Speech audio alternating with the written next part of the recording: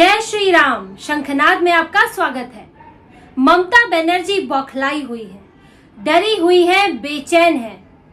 वो ये समझ ही नहीं पा रही कि ये आंदोलन कब खत्म होगा, ये विरोध प्रदर्शन कब शांत होगा, कैसे वो अपनी कुर्सी बचा पाएंगी, बंगाल की जनता का भरोसा जीत पाएंगी।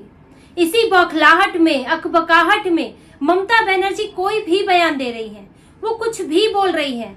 उनको ये नहीं पता कि उनके बयान का आगे क्या असर होगा, वो कितना भड़काऊ है, उसका असर उन पर ही क्या होगा, बंगाल पर क्या होगा। वो इन भड़काऊ बयानों में उनके दलदल में फंसती जा रही है।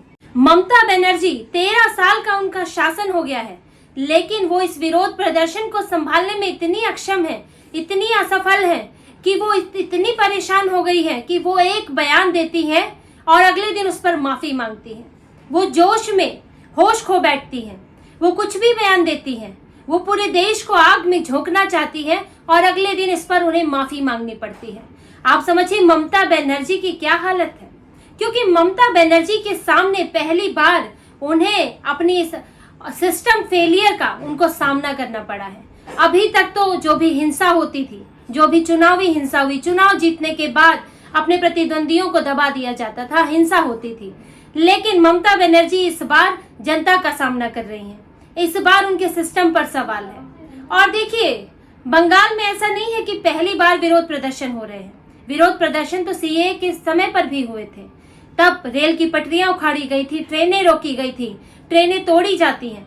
विरोध प्रदर्शन तो और भी समय पर हुए हैं, लेकिन तब उन विरोध प्रदर्शनों में ममता बनर्जी को मजा आता था, क्योंकि वो विरोध प्रदर्शन केंद्र सरकार के खिलाफ होते थे। वो विरोध प्रदर्शन तुष्टीकरण के वोट बैंक वाले करते थे। सीएए के विरोध प्रदर्शन में ममता बनर्जी को बहुत मजा आया, उस विरोध प्रदर्शन को नहीं रोका। तब वो इतना बेचैन नहीं हुई, तब उन्होंने लाठीचार्ज नहीं करवाया, पानी की बौछारें नहीं करवाई, उन्होंने लोगों को नहीं पिटवाया। क्यों? क्योंकि वो विरोध प्रदर्शन उनकी राजनीति को सूट करता था। लेकिन आज जब उनकी सरकार पर सवाल खड़ा हो रहा है, तो ममता बनर्जी इस कदर बेचैन है कि वो समझ नहीं पा रही कि इसे रोके तो रोके कैसे। और वो इस डर में, बौखलाहट में उन्होंने ऐसा बयान दिया जो उन पर भारी पड़ गया और उन्हें बैकफुट पर आना पड़ा। ममता बनर्जी ने कहा कि अगर आप बंगाल में आग फैलाएंगे, उन्होंने बीजेपी को चेतावनी देते हुए कहा कि अगर आप बंगाल में आग फैलाएंगे, विरोध प्रदर्शन कराएंगे, तो वो आग जो है वो दूसरे राज्यों में भी फैलेगी, असम में फैलेगी, बिहार में, यूपी में, मणिपुर में, उड़ीसा में, दिल्ली में। ये आग इन राज्यों तक भी फैलेगी और आपकी हम कुर्सी से हिला देंगे, आपकी कुर्सी गिरा देंगे। ममता बनर्जी ने साफ साफ वो धमकी दी कि हम पूरे देश में इतने दंगे, इतने विरोध प्रदर्शन करा देंगे कि बीजेपी को सत्ता से हटना पड़े। और ये बयान उनका देना था कि उन्होंने तो दे दिया ये बयान, लेकिन उनको ये एहसास नहीं हुआ कि ये बयान कितना भड़काऊ है, इस बयान पर क्या क्या हो सकता है, इस बयान के बाद बंगाल में ही किस तरह से दंगे भड़क सकते हैं, किस तरह से विरोध प्रदर्शन और उग्र हो सकता है। क्योंकि उन्होंने चुनौती दी, और किन्हें चुनौती दी? दूसरे राज्यों को। सिर्फ बीजेपी की बात नहीं है, उन्होंने दूसरे राज्यों का अपना एक सम्मान है, उन राज्यों की अपनी एक स्थिति है, तो आप उन पर हमलावर नहीं हो सकते। और इसीलिए ममता बनर्जी को लगातार इसका विरोध झेलना पड़ा। उनके इस बयान के बाद उनको इस तरह के जवाब मिले कि ममता बनर्जी को ये समझना पड़ा कि उनका ये बयान एक गलती थी। उनको असम के मुख्यमंत्री ने साफ साफ कहा, उन्होंने ट्वीट किया कि आप असम को आंखें मत दिखाइए, आपकी हिम्मत कैसे हुई असम को धमकी देने की, ये आपका विभाजनकारी बयान है और भड़काऊ बयान है। इसी तरह से मणिपुर के मुख्यमंत्री एन बीरेन सिंह ने कहा कि आप मणिपुर को, आप पूर्वोत्तर भारत को इस तरह से धमकी नहीं दे सकती, आप उन्हें इस तरह से आग में नहीं झोंक सकती, और ये आप एक राष्ट्र विरोधी बयान दे रही हैं। उड़ीसा के मुख्यमंत्री ने भी उनको यही समझाया, उन्होंने भी यही कहा कि उड़ीसा एक शांति प्रिय राज्य है, वहां के लोग समझदार हैं, लेकिन आप वहां पर आग भड़काने का काम नहीं कर सकती। उन्हें जदयू से भी इसी तरह की चेतावनी मिली। जदयू, जबकि नीतीश कुमार जो है वो ममता बनर्जी के साथ नजर आते हैं, वो बीजेपी के साथ गठबंधन में जरूर हैं, लेकिन ममता बनर्जी का उन्होंने कभी विरोध नहीं किया। लेकिन जब बात बिहार के सम्मान की आई, तो लल्लन सिंह ने ममता बनर्जी को जवाब दिया। उन्होंने कहा कि पूरे बंगाल में अराजकता फैली है और ममता बनर्जी उसको संभालने में असफल हुई है। वो इस तरह के बयान देकर और आग को भड़का रही है। ममता बनर्जी को इन सभी मुख्यमंत्रियों से जवाब झेलना पड़ा और उनको अगले दिन इस पर माफी मांगनी पड़ी। माफी उन्होंने छात्रों से मांगी। अब वो साफ तौर पर तो माफी मांग नहीं सकती थी। ममता बनर्जी ने कहा कि मैंने छात्रों के विरोध प्रदर्शन पर कुछ नहीं कहा। उनका विरोध प्रदर्शन तो स्वाभाविक है और उनको इसका पूरा अधिकार है। मैंने उसका विरोध नहीं किया, उन्हें कोई चेतावनी नहीं दी। तो ये चेतावनी किसको है? अगर आप बंगाल की बात कर रहे हैं और आप यूपी को जलाने की, बिहार को, दिल्ली को, असम को जलाने की बात कर रहे हैं, तो इसका मतलब क्या है कि आप दूसरे राज्यों के छात्रों पर हमला करा सकते हैं, उनके खिलाफ वहां पर विरोध प्रदर्शन, वहां पर दंगा खड़ा कर सकते हैं, जिससे कि वहां के जो दूसरे जो दल है, उनके छात्र संगठन है, उनको नुकसान हो।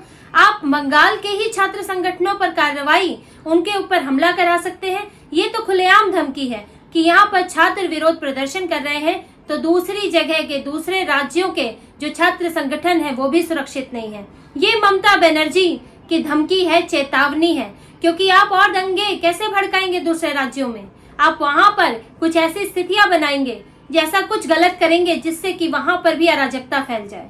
और ये ममता बनर्जी की धमकी थी, जिसका उनको अब खामियाजा भुगतना पड़ रहा है कि उनके खिलाफ गृह मंत्री अमित शाह से बीजेपी के पश्चिम बंगाल के प्रदेश अध्यक्ष, उन्होंने अमित शाह से इस बात की चिट्ठी लिखकर शिकायत की है कि ये बयान राष्ट्र विरोधी है, विभाजनकारी है, इस पर कार्रवाई होनी चाहिए। यहाँ तक कि सुप्रीम कोर्ट के वकील विनीत जिंदल ने ममता बनर्जी के खिलाफ दिल्ली में शिकायत भी की है। दिल्ली पुलिस में शिकायत दर्ज कराई है कि ये बयान भड़काऊ है और अशांति फैलाने वाला है, इस पर कार्रवाई की जाए। और ममता बनर्जी अब इस बयान के बाद चारों तरफ से घिर गई हैं। पहले ही वो इस बात से उनका विरोध हो रहा था कि जिस तरह से आरजी कार अस्पताल में हैवानियत हुई और फिर उसको बचाने की, छुपाने की कोशिश हुई, इससे बंगाल सरकार, ममता सरकार के पूरे सिस्टम पर सवाल खड़ा हुआ, जिसका विरोध हुआ। उसके बाद वहां डॉक्टरों पर ही हमला हो गया, अस्पताल पर हमला हो गया, जिसमें ममता बनर्जी की पार्टी टीएमसी से जुड़े हुए लोग पाए गए। तब भी ममता सरकार पर यह सवाल उठा कि क्या वो इस मामले को दबाने की कोशिश कर रही है? क्या वो इस पर अब डॉक्टरों से बदला लेना चाहती है? क्या उनकी सरकार में ये साजिश हो रही है? फिर जब छात्रों ने इसका विरोध किया, ना बनना अभियान चलाया गया, तो उनके खिलाफ भी बेहद सख्ती दिखाई गई।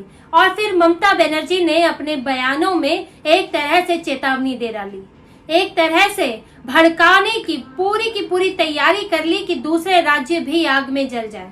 और ममता बनर्जी ये ऐसे बयान, जिस समय उनको संयम बरतना चाहिए, जिस समय उन्हें पीड़िता के, मृतका के साथ, उनके परिवार के साथ दिखना चाहिए, जिस समय उन्हें शांति से काम लेना चाहिए, वो उग्र हो रही है। वो कह रही है कि बंद नहीं होगा, कैजुअल लीव नहीं ले सकते, आपको किसी तरह दफ्तर आना होगा। ये तानाशाही, ये गुस्सा, ये क्या है? ये ममता बनर्जी जो कि इतनी परिपक्व नेता है, मुख्यमंत्री है, लेकिन वो इन परिस्थितियों का सामना नहीं कर पा रहे। वो अकबकाहट में है कि ये कैसे हो गया मेरे बंगाल में, जहां मेरे खिलाफ चूं भी नहीं होती थी, जहां सिर्फ मैं ही विरोध प्रदर्शन करती थी, चाहे नंदीग्राम हो, चाहे रेप के मामले में सचिवालय जाना हो, चाहे विरोध प्रदर्शनों के जरिए लेफ्ट की कमियां निकालकर लेफ्ट को सत्ता से हटाना हो। लेकिन ममता के खिलाफ ये कैसे होने लगा? यहाँ तो केंद्र के खिलाफ ही बंगाल में विरोध प्रदर्शन होते थे, ममता के खिलाफ कैसे हुआ? और ममता बनर्जी इसको समझ नहीं पा रही है और इस कारण वो जो बयान दे रही है वो इससे और इस दलदल में फंस रही है कि आपसे जनता नाराज है, आप उस पर शांति से काम न लेने की बजाय भड़काऊ बयान देते हैं, कुछ ऐसी बातें कहते हैं जो लोगों को और उग्र कर देती हैं और फिर आपका उस पर विरोध होता है। फिर आपकी परेशानी और बढ़ जाती है क्योंकि आप चारों तरफ से घिरते हैं, जहां मामला शांत होने की बजाय और भड़क जाता है। और इस तरह अगर वो और भड़की और बेचैन हुई तो कुछ और बयान देंगी और इसके बाद वो फिर और मुसीबत में फंसेंगी। पहले जहां सिर्फ मामला बंगाल तक था, अब देखिए वो बढ़कर दूसरे राज्यों तक आया। अब उनके खिलाफ शिकायत हुई है। अब वो आगे अगर संयम नहीं बरतती हैं तो ममता बनर्जी के लिए मुश्किल और हो जाएगी। यहाँ तक कि राष्ट्रपति द्रौपदी मुर्मू तक ने बंगाल की स्थिति पर चिंता जता दी है। अब मामला बढ़ ही रहा है और ममता बनर्जी आग में घी का काम कर रही हैं अपने बयानों के जरिए। और ममता बनर्जी इतनी बेचैन है इसीलिए क्योंकि अपनी कुर्सी का उनको खतरा सता रहा है कि ऐसा ना हो कि हालात ये बन जाए कि उन्हें इस्तीफा देना पड़े, हालात ये बन जाए कि टीएमसी सत्ता से बाहर हो जाए। और ममता बनर्जी इस बात से सबसे ज्यादा चिंतित है। वो कुर्सी नहीं छोड़ना चाहती, वो सत्ता पर आंच नहीं आने देना चाहती, लेकिन सत्ता चलाने के लिए वो संयम नहीं ला पा रही है। अगर ऐसा नहीं होता तो ममता बनर्जी को सिर्फ बंगाल की जनता से नहीं, दूसरी पार्टियों से ही नहीं, बल्कि अपनी पार्टी के अंदर से भी विरोध झेलना पड़ेगा। और उनकी पार्टी में अभी तो कुछ छोटी छोटी आवाजें उठी हैं, वरना अगर वो नहीं संभली तो पूरी पार्टी में विद्रोह हो सकता है, पार्टी गुटों में बट सकती है और ममता बनर्जी की कुर्सी खतरे में पड़ सकती है। तो इसी तरह की खबरें और विश्लेषण आपके लिए लाते रहेंगे। हमसे जुड़े रहिए, सब्सक्राइब कीजिए, कमेंट कीजिए। बहुत बहुत धन्यवाद। जय श्री राम।